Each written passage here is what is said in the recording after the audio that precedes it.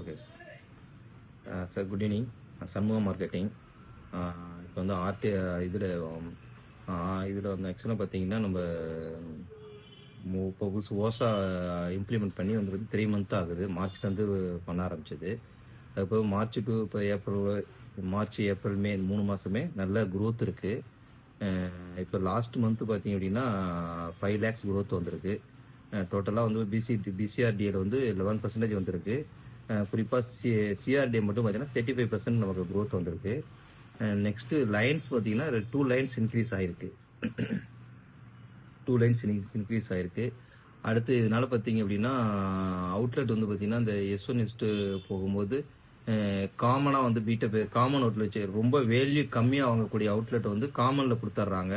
அப்போ கடையில் வந்து ஒரு 300 ரூபா 400 ரூபா பில் பண்ணுறாங்க. அப்படிங்கும்போது அங்கே போயிட்டு கொடுத்துட்டு வரதுக்கு கஷ்டமாக இருக்குது.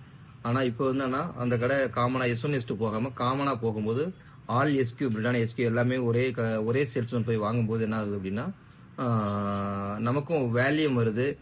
அதை பேக் பண்ணுறதுக்கு இல்லை ட்ராவல் கொண்டு போய் கொடுக்கறதுக்கோ அந்த இடத்துல வந்து உங்களுக்கு பிரச்சனை இல்லாமல் இருக்குது. பார்த்தீங்க அப்படின்னா S1 S2 தனித்தனியாக 300 ரூபாய்க்கு இப்போ ஆர்டர் கொடுப்பாரு.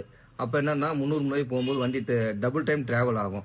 இப்போ அந்த ஓசாவில் பார்த்தீங்க அப்படின்னா அந்த சின்ன அவுட்லெட்லாம் வந்து பார்த்தீங்கன்னா காமனில் கொடுக்கும்போது அந்த மாதிரி பெனிஃபிட் நமக்கு இருக்குது.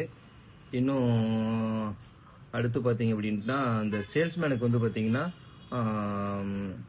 32 அவுட்லெட்ஸு 35 அவுட்லெட்ஸ் கொடுத்துருக்காங்க. அதை வந்து நல்லா அவங்க விசிட் பண்ண முடியுது. லைன்ஸ் இன்க்ரீஸ் பண்ணுறதுக்கு அது ஒரு ஆப்பர்ச்சுனிட்டிஸ் கிடைக்குது. அவங்களுக்கு கடையில் டைம் ஸ்பெண்ட் பண்ணுறதுக்கு நல்ல ஆப்பர்ச்சுனிட்டி கிடைக்குது. வெரைட்டிஸ் வந்து அவங்களை இன்க்ரீஸ் பண்ணலாம். வேறு டீட்டெயில்ஸ் வந்து கடையில் வந்து அந்த ப்ராடக்ட்டை பற்றின டீட்டெயில்ஸ் அவங்க சொல்கிறதுக்கு அது யூஸாக இருக்குது. மற்றபடி இந்த ஆர்டிஎம் விட இது பெஸ்ட்டாக இருக்குது எங்களுக்கு. நெக்ஸ்ட் பார்த்தீங்கன்னா இப்போ லாஸ்ட் 3 மந்த்துமே 0.75 அந்த ஆர்டிஎம் அமௌண்ட் பேமெண்ட் வந்திருக்கு எங்களுக்கு. அடுத்து பார்த்தீங்கன்னா ஏசி சார் வந்து நாங்கள் கேட்கும்போது எங்களுக்கு ரிப்போர்ட் அனுப்புறதா இருக்கட்டும், ஒரு டைமும் இல்லை அவுட்லெட் சின்ன சின்ன சேஞ்சஸ் இருந்தால் உடனே எங்களுக்கு கம்பெனியில் பேசி எங்களுக்கு மாற்றி கொடுக்குறாங்க. என்ன விஷயம் கேட்டிங்கன்னா இப்போ ஒரு அவுட்லெட்டுக்கு இன்னொரு அவுட்லெட்டுக்கும் கிலோமீட்டர்ஸ் அதிகமாக வருது ஒரு சேல்ஸ்மேன் அப்படின்னா உடனே அதை கம்பெனியில் பேசி மேலே சார்ட்ட பேசி உடனே அதை எங்களுக்கு சரி பண்ணி கொடுக்குறாங்க. அது நல்லா இருக்குது எங்களுக்கு.